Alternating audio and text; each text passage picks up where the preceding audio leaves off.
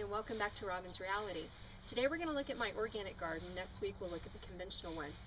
I am brand new at gardening. I helped my folks back in Oklahoma when I was a little girl. That was only for a couple of years though, so I'm really new to it. If you want, you can check out my blog at Robin Jones Blogspot, and you'll see the step-by-step horse trough organic garden.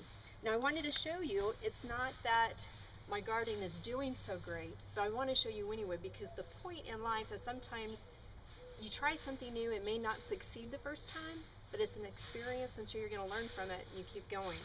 But I've got some small cooking pumpkins here. The leaves are okay, we got a little bit of brown.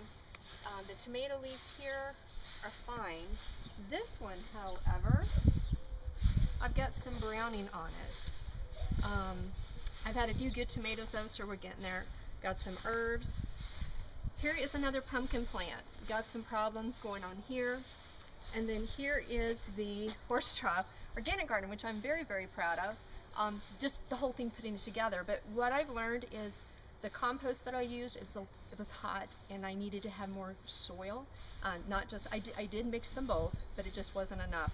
So what you're gonna find is I've got a lot of burning going on. So I've only had a couple of zucchini off of it and a couple of yellow barns.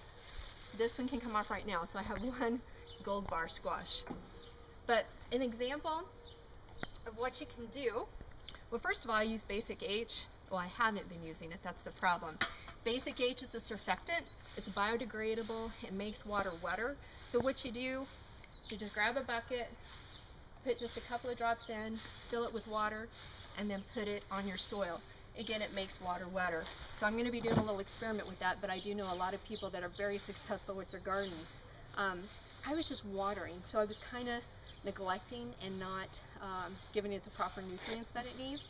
So I'm going to go back to doing that, but I'm going to make an analogy here, because with life, if you have things that you need to trim up or to prune in your life, and it could be a job, it could be a relationship, something that is holding you back in life.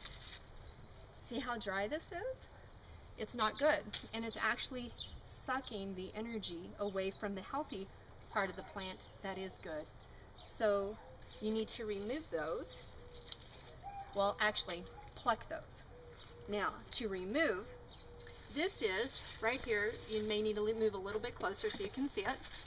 This is supposed to be Black Dakota popcorn. I also have it out in the conventional garden, and it's doing quite well actually. And this one it's not. I put too much in, but again, I'm learning.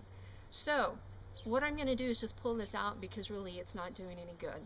So, and it's not getting the nitrogen that it needs. Again, that's what the Basic H is for. So another analogy related to life.